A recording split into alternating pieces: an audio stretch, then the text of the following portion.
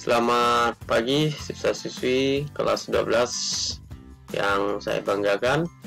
Jumpa kembali dengan saya Pak Niko di mata pelajaran PKN. Salam sehat, salam Pancasila.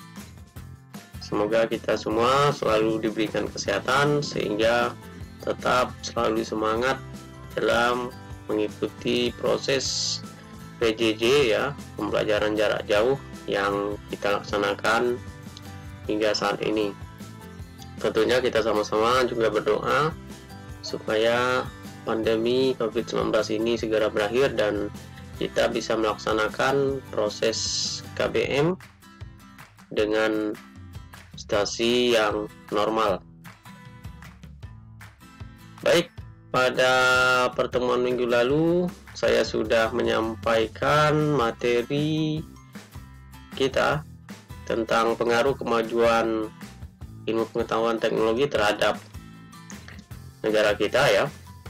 Sudah di bagian A kemarin itu hakikat ilmu pengetahuan, dimulai dari definisinya, kemudian sejarah perkembangan iptek dari masa ke masa, baik itu dari luar negeri maupun dari dalam negeri ya.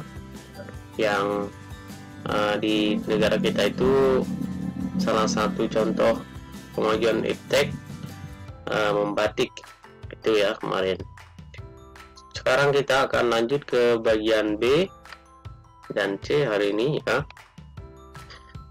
Kita lihat pengaruh kemajuan iptek dapat dilihat dari berbagai aspek kehidupan berikut. Ada aspek politik, aspek ekonomi, sosial budaya, kemudian bisa dilihat dari aspek teknologi transport ya, kemudian aspek teknologi kesehatan. Nah, kita lihat satu persatu, dimulai dari aspek politik. Nah, dilihat dari aspek politik, misalnya calon pejabat atau anggota dewan ya menggunakan media sosial di internet untuk berkampanye dengan biaya yang tentunya relatif murah.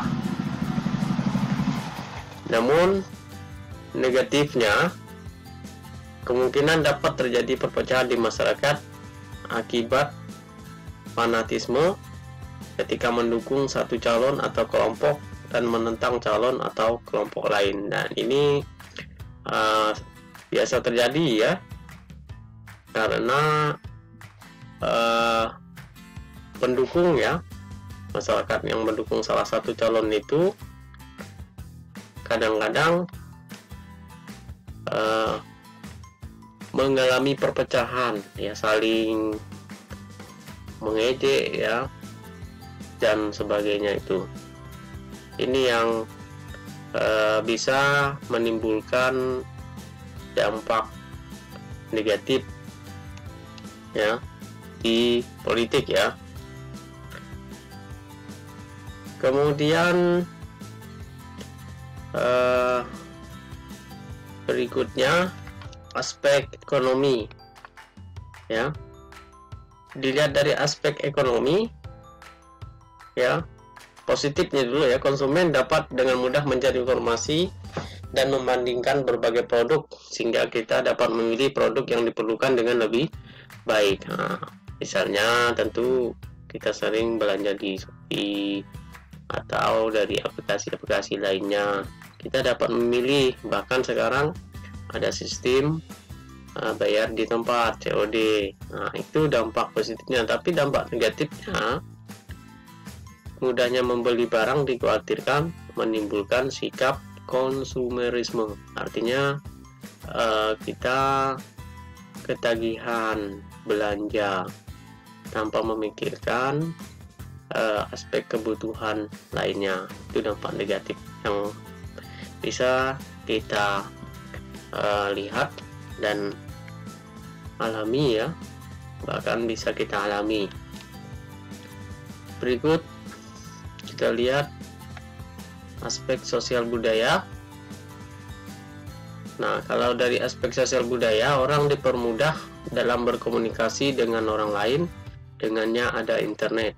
Ya, misalnya pada saat PJJ ya, contoh ya, kita berkomunikasi menggunakan aplikasi WhatsApp, kemudian proses pembelajarannya menggunakan Classroom ataupun aplikasi lainnya. Nah, dampak negatifnya apa? Nah, kadang-kadang karena sudah keseringan, ini bisa menimbulkan seseorang itu cenderung menghindari tatap muka secara langsung, ya, cuek, ya. Ini bisa terjadi. Apalagi misalnya kalau udah kumpul dengan kawan, kadang-kadang sibuk sendiri main dengan HP. Nah, ini kasihan. Ya, kita jadi jarang berkomunikasi secara langsung karena pada sibuk megang HP. Nah, ini ya dampak negatifnya. Kemudian kita lihat dari aspek teknologi transportasi. Nah, dilihat dari aspek teknologi transportasi, ini dapat memudahkan seseorang untuk berpindah tempat. Lalu negatifnya, ini juga dapat mengakibatkan polusi udara. Kalau sudah banyak kendaraan, tentu dapat menimbulkan polusi udara. Berikutnya aspek teknologi kesehatan. Nah, dilihat dari aspek kesehatan, ya, teknologi kesehatan ini ditemukannya alat-alat bantu kesehatan ini seperti mikroskop, stetoskop, pengukur tekanan darah dan sebagainya. Ya, positifnya itu.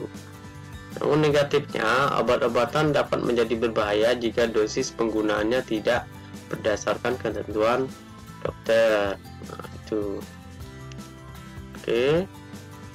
Ini sudah bagian B-nya. Kita lanjut ke bagian C. Sikap selektif terhadap pengaruh iptek. Nah, seperti apa? Kita dapat memfilter dengan sampai pengaruh negatif itu semakin membuat kita terjelembab atau jatuh karena kemajuan iptek yang tadinya dapat memudahkan, ya, dapat memberikan manfaat yang baik, ternyata dapat memperburuk diri kita sendiri. Nah, sikap selektif dalam menghadapi berbagai pengaruh kemajuan iptek ini,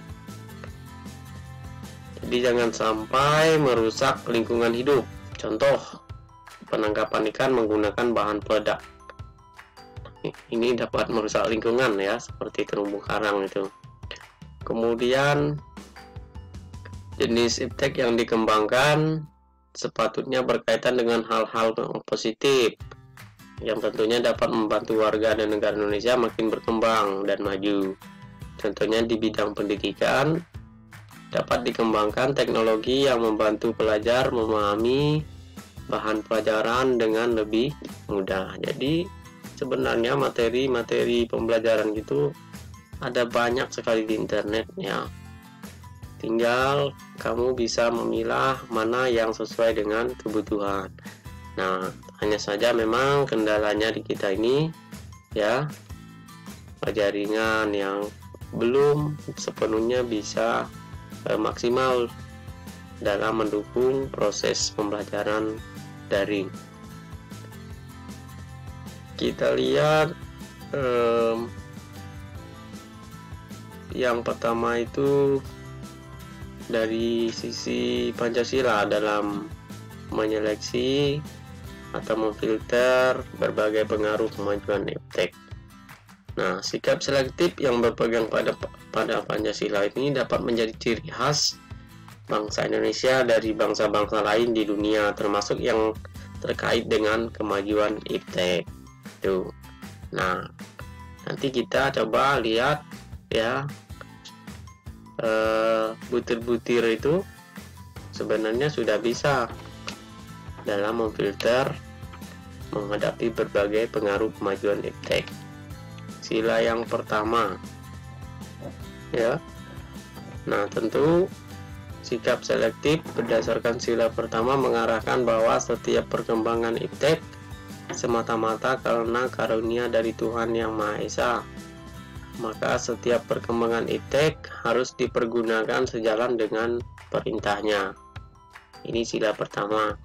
Kemudian sila kedua, sikap selektif berdasarkan sila kedua ditunjukkan bahwa penggunaan iptek demi kesejahteraan seluruh bangsa Indonesia. Jadi murni demi kesejahteraan, bukan untuk yang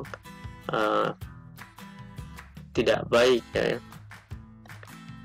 Kemudian sila ketiga, sikap selektif berdasarkan sila ketiga mengajak kita untuk menggunakan hasil iptek itu untuk menjalin persatuan dan kesatuan di Indonesia, bukannya malah perpecahan tadi seperti di aspek politik. Nah, ini yang perlu kita jaga. Kemudian sila keempat, nah, ikut serta ambil bagian dalam tugas pemerintahan ya, dengan menjadi pengawas segala bentuk pengembangan dan penggunaan iptek di negara Republik Indonesia. Jadi kita turut berperan mengawasi, bisa juga mengkritik kebijakan-kebijakan pemerintah yang tentunya apabila tidak sesuai dengan tujuan di masyarakat. Kemudian sila kelima, nah ini memberi pertimbangan kepada kita bahwa ketika melakukan inovasi dan penggunaan iptek diperlukan semangat keadilan bagi seluruh bangsa Indonesia, jangan sampai merugikan hak-hak orang lain. Itu maksudnya.